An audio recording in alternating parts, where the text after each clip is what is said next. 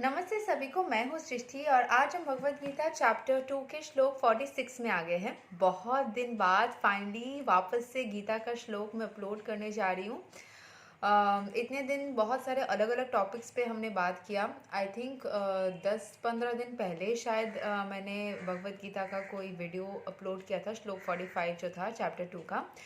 तो आज हम जो अपलोड जानने वाले हैं उसको पहले मैं रोज़ की तरह संस्कृत में श्लोक को पढ़ूंगी, उसके इंग्लिश ट्रांसलेशन को देखेंगे और मीनिंग को समझेंगे। इससे पहले बता देना चाहती हूँ कि सभी को मेरे बर्थडे पे जिन्होंने मुझे विश किया उन सबको thank you so much. Sunday 18 दिसंबर को मेरा बर्थडे था। मैंने बहुत ही अच्छे से एंजॉय किया। उसके 2 दिन बाद मेरे पैर में थोड़ी सी चोट लगी है, जिसके वजह से मैं बाहर जाके काम नहीं कर पा रही हूँ, घर से कर रही हूँ वर्क फ्रॉम होम। जैसे मैं जो स्टूडेंट्स को पढ़ाती हूँ या तो ऑनलाइन करा रही हूँ या फिर वो मेरे घर आ रहे हैं। I just wish and pray कि मेरा जो लेग है वो जल्दी से जल्दी क्योर हो जाए। दोनों पैर पे ही चोट लगी थी, एक उसी दिन ठीक हो गया था, दूसरा भी ठीक हो गया था, बट वापस से वो थोड़ा दर्द वापस आया था। आई बिलीव कि मैं दवाई ली हूँ तो वो भी ठीक ही हो जाएगा।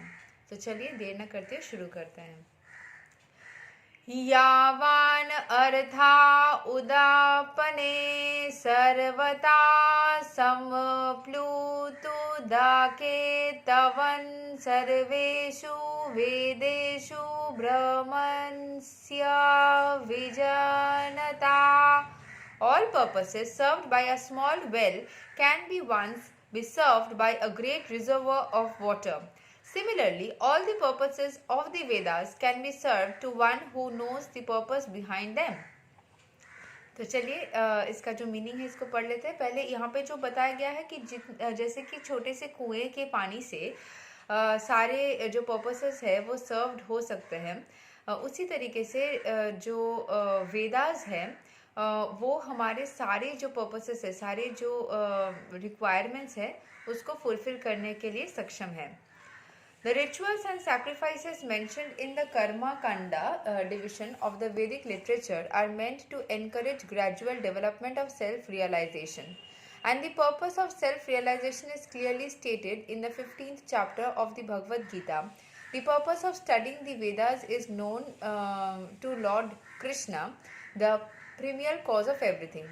तो जितने भी कर्म कंदा डिविजन में जितने भी सेल्फ रियलाइजेशन के लिए जो रिचुअल्स या सैक्रिफाइसेस के लिए बोला गया है वो वैदिक लिटरेचर से ही आया है। एंड जो सेल्फ रियलाइजेशन के बारे में हमें जो 15 चैप्टर में जाके पता चलेगा, the purpose of studying the Vedas is to know Lord Krishna. Veda क्यों पढ़ना चाहिए हमें? लॉर्ड कृष्णा को जानने के लिए। Is to know Lord Krishna the premier cause of everything. So self realisation means understanding Krishna. ठीक है, सेल्फ रियलाइजेशन मतलब कृष्ण भगवान को समझना and once eternal relationship with him. The relationship of the living entities with Krishna is also mentioned in the 15th chapter of Bhagavad Gita. तो भगवद गीता के जो 15 chapter है वहाँ पे मैंशनड है। The living entities are parts and parcels of Krishna, therefore revival of Krishna consciousness by the individual living entity is the highest perfectional stage of Vedic knowledge. तो जितने भी parts and parcel living entities के जो जितने भी सारे living entities है वो कृष्ण भगवान के पार्ट्स एंड पार्सल्स है। Therefore revival of Krishna consciousness, जो कृष्णा कॉन्शियसनेस जब जागृत होती है by the individual living entity is the highest perfectional stage. जैसे ही आप कृष्ण भगवान के ही हम या फिर ईश्वर के हम सभी अंश है, तो ईश्वर की भावना जब भी हमारे अंदर जागृत होती है तो हम परफेक्ट हाईएस्ट परफेक्ट स्टेज में जाते हैं एज पर Vedic literature. This is confirmed in the Srimad Bhagavatam as follows. आहो बता स्वापाको तो गरियन यज जिह्वग्रे वर्तते नमा तुभ्यं तेपस्तपस्ते जुहुवु सस्नुर्यार्या ब्रह्मणुचोर्नमा ग्रनन्ति येते। O my Lord, a person who is chanting your holy name, although born of a low family like that of Chandala, that is dog eater, is situated on the highest platform of self-realization. Such a person must have performed all kinds of penances and sacrifices according to the Vedic. Sorry.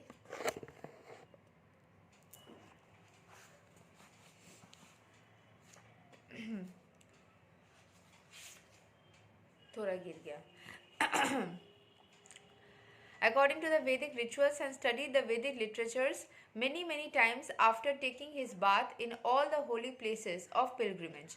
तो भगवान को बोला जा रहा है, ओ my lord, भगवान को पूछ रहे हैं, a person who is chanting your holy name, जो ईश्वर को ही बोल रहे हैं, भगवान आपका जो होली नेम चांट करता है, although born of a low family, अगर वो किसी लो फैमिली में या फिर लो कल्चर में भी बॉर्न हुआ है, is situated on the highest platform of self realisation, उसकी अपनी जो सेल्फ के प्रति जो रियलाइजेशन है कि वो कौन है, कहाँ से आया है, ईश्वर से उसका कनेक्शन, स्पिरिचुअलिटी के हिसाब से वो सबसे उच्च स्तर पे चला जाता है, जो भी ईश्वर को याद करता है या ईश्वर को मानता है.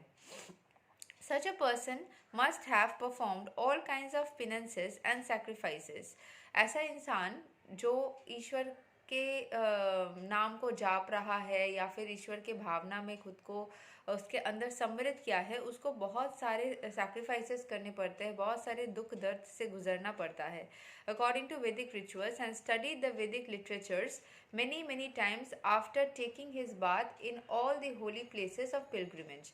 सारे पिलग्रिमेज के जो होली प्लेसेस है वहाँ पे नहाने के बाद, वहाँ आफ्टर टेकिंग दी बाथ वो खुद को शुद्ध कर लेता है, सारे जो नेगेटिविटीज़ है सब चीज़ों से शुद्ध कर लेता है. देखिए, जो होली प्लेसेस में taking a bath means actually to get all the knowledge, actual में जाके हम बाथ ले, वो भी एक टेक्निक है. अदरवाइज अगर आप खुद को होली वाटर में जाने के जगह खुद को नॉलेज से भी भर लेते हो, that also helps us to get out of all the negativities and to fill ourselves with a lot of positivity.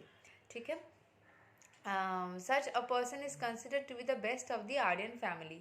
जो ईश्वर का नाम करता हो, अपने पापों का प्रायश्चित करता हो, बहुत सारे रिचुअल्स एंड पिनेंसेस के थ्रू वो खुद को लाइफ में आगे लेके जाता हो, वो हर जगह से ही आर्यन फैमिली में बेस्ट माना जाता है. So one must be intelligent enough to understand the purpose of the Vedas without being attached to the rituals only, and must not desire to be elevated to the heavenly kingdoms for a better quality of sense gratification. तो यहाँ पे बोला गया है कि जो एक intelligent इंसान है उसको one must be intelligent enough, एक इंसान को इंटेलिजेंट होना चाहिए enough to understand the purpose of the Vedas, जो कि वेदास के पर्पस को समझ पाए, without being attach to the rituals only. सिर्फ जो मैं बता रही थी, सिर्फ जाके नहाना, एक रिचुअल करना, एक चीज़ों को करना, दैट इज़ नॉट इम्पॉर्टेंट. आपको उसको उसके इनर मीनिंग को समझना होगा या वहाँ से कुछ ना कुछ लर्निंग लेनी होगी. लाइफ में कुछ भी इंसिडेंट हो, वहाँ से कुछ ना कुछ लर्निंग रहती है, उस लर्निंग को सीखना चाहिए, चाहे वो अच्छा एक सिचुएशन हो या बुरा. जो भी सिचुएशन लाइफ में आती है उससे आपका क्या आपने सीखा, that is more important. And must not desire to be elevated to be, ऐसा लोभ नहीं करना चाहिए, भ्रम में नहीं रहना चाहिए कि अगर मैंने ये किया तो मैं हेवनली किंगडम में जाऊंगा या जाऊंगी एंड बहुत मज़े से रहूंगी या रहूँगा, ऐसा नहीं सोचना चाहिए. उससे कुछ ना कुछ आपको सीख के अपने लाइफ में इम्प्लीमेंट करके और चीज़ों को बेहतर तरीके से करने की कोशिश करना चाहिए. It is not possible for common man in this age to follow the rules and regulations of the Vedic rituals, nor is it possible to study all of the Vedanta and Upanishads thoroughly. It requires much time, energy, knowledge and resources to execute the purposes of the Vedas. तो यहाँ पे बोला गया ये possible नहीं है कि जो भी इंसान है वो वेदास जो वैदिक रिचुअल्स है उसको एकदम लाइन बाय लाइन फॉलो करे. इसीलिए उसका क्या ज़रूरत है, इट रिक्वायर्स, क्योंकि उसमें बहुत ज़्यादा एनर्जी जाएगा, टाइम जाएगा, बहुत सारा आपको इन्वेस्ट करना होगा अपना टाइम, एनर्जी, फोकस, जो कि रियल लाइफ में सारी चीज़ों को मेंटेन करते हुए करना पॉसिबल नहीं होता है. This is hardly possible in this age. The best purpose of Vedic culture is served, however, by chanting the holy name of the Lord. तो सबसे अच्छा प्रोसेस क्या है, उतने सारे रिचुअल्स में ना जाके बस ईश्वर का नाम चैंट करो. उनको स्वरण करो। उनको स्वरण करने से भी ऐसे नहीं है कि सिर्फ मंत्र का जाप करने से ही होगा, ईश्वर के भावना में भी रहोगे ना तो भी आपकी लाइफ में सब कुछ ईजी हो जाएगा। ऐसे में एक छोटा सा, ये थोड़ा आगे बढ़ने के बाद छोटा सा एक एग्जाम्पल दूंगी रियल लाइफ एक स्टोरी के साथ में, जो मुझे लगता है कि एक मैंने बहुत सारे लाइफ में ना बहुत सारी चीज़ों को स्टडी करने की कोशिश किया है। जो भी सामने देखती हूँ कहीं पे भी या कहीं पढ़ती हूँ या कुछ पता चलता है, उससे मैं कुछ एनालाइज करके कुछ ना कुछ एक समझने की कोशिश करती हूँ। तो आज मैं इस वीडियो के एंड में वो एक लर्निंग या एक सिचुएशन के बारे में बताऊँगी। पहले इसको फिनिश करते हैं। The Okay, as recommended by Lord Chaitanya, the deliverer of all fallen souls. When Lord Chaitanya was asked by a great Vedic scholar, Prakasananda Saraswati, why he, the Lord, was chanting the holy name of the Lord like a sentimentalist instead of studying Vedanta philosophy, the Lord replied that his spiritual master had found him to be a great fool and thus asked him to chant the holy name of Lord Krishna. तो यहाँ पे एक Lord चैतन्य ने एक बार एक वैदिक scholar को पूछा था कि आप ऐसा क्यों चैंट किए जा रहे, तो बोला गया कि मुझे एक फूल यानी कि निर्बुद्धि इंसान सोच के मुझे मेरे मास्टर ने बोला है कि मैं कृष्ण का नाम जाप करता जाऊँ, तो इसीलिए मैं कर रहा हूँ। He did so and became ecstatic like a mad man. ऐसे बोले जा रहा है हरे कृष्ण करे ही जा रहा है मैड मैन जैसा। In the age of Kali, most of the population is foolish and not adequately educated to understand Vedanta philosophy. The best purpose of Vedanta philosophy is served by inoffensively chanting the holy name of the Lord. तो वेदांत philosophy के जो rituals है वो सारे लोग समझ के करने के जैसा उतना सबका नॉलेज भी नहीं, मतलब उतना सबका मेधा भी नहीं होता कि सभी समझ के करे। इसीलिए इजी प्रोसेस होता है कि ईश्वर का नाम बस चैंट करते रहो। Vedanta is the last word in the Vedic wisdom, and the author and knower of the Vedanta philosophy is Lord Krishna, and the highest Vedantist is the great soul who takes pleasure in chanting the holy name of the Lord. That is the ultimate purpose of all Vedic mysticism. तो ईश्वर जो है स्वयं जो कृष्ण भगवान का नाम लेना बोल रहे हैं वही वैदिक चीज, मतलब वैदिक नॉलेज या लिटरेचर के सबसे ज़्यादा नॉलेजेबल है, जो वैदिक लिटरेचर के सबसे ज़्यादा ज्ञान रखते हैं।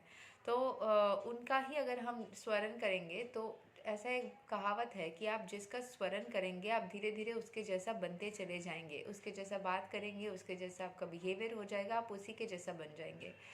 ऐसा मैंने होते हुए अपने साथ देखा है, दूसरे लोगों के साथ भी देखा है, ये ट्रू है। तो अगर आप सारा टाइम ईश्वर के भावना में रहेंगे तो आप ईश्वर जैसा ही बन जाएंगे, स्पिरिचुअल भावनाओं में रहेंगे तो स्पिरिचुअल बन जाएंगे, कटु भावनाओं में रहेंगे तो कटु बन जाएंगे। जैसे आप सोचेंगे आप धीरे धीरे वैसे ही बन जाएंगे। तो इसीलिए अच्छा है कि आप जिस जैसा बनना चाहते हो वैसा ही सोच अपने दिमाग में रखो। अगर आप पॉजिटिव एंड अच्छा स्ट्रॉन्ग माइंडेड डिटरमाइंड पर्सन बनना चाहते हो तो हमेशा वैसे टाइप के ख्यालात, वैसे टाइप के सिचुएशंस, वैसे टाइप के सोच को दिमाग में चलाओ।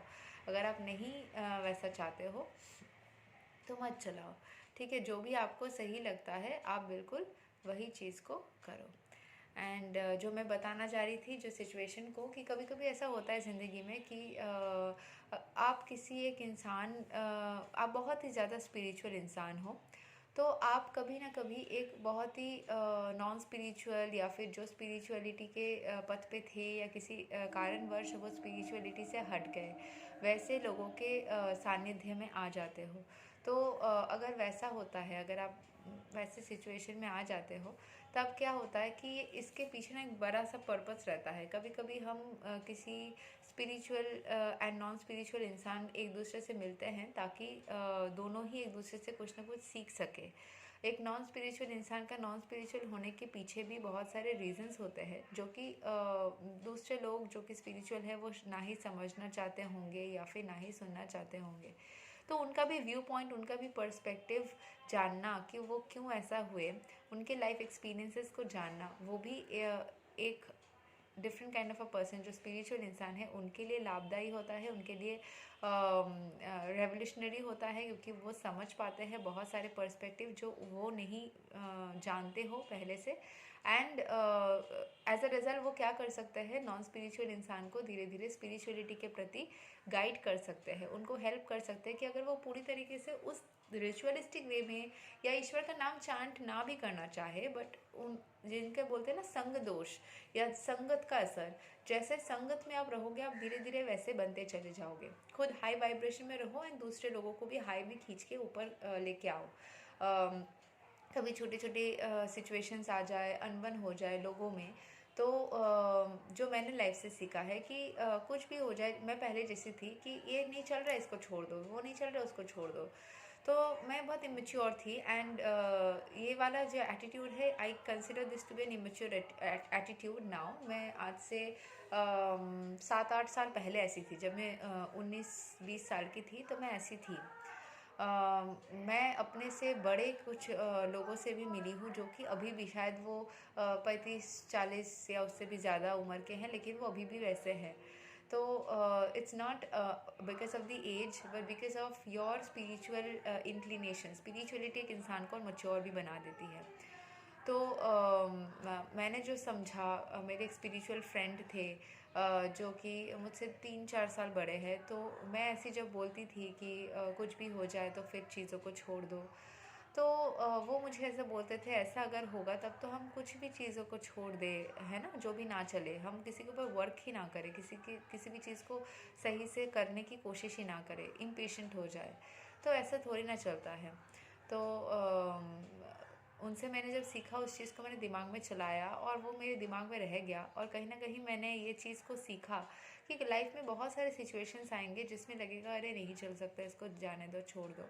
लेकिन ऐसे ही करते रहेंगे तब कुछ भी नहीं रहेगा लाइफ में, सब कुछ ही छोड़ना पड़ेगा, क्योंकि लाइफ में परफेक्ट कुछ भी नहीं होता है। आपको स्पिरिचुअल इंक्लिनेशन के थ्रू मदद लेके आप आगे बढ़ सकते हो, लेकिन हर एक सिचुएशन को गिव अप कर देना, उसको छोड़ देना, उसको ख़राब कर देना, उससे अच्छा है कि आप उस पर वर्क करो और उसको और बेहतर बनाने की कोशिश करो, ताकि ज़िंदगी और हसीन हो जाए।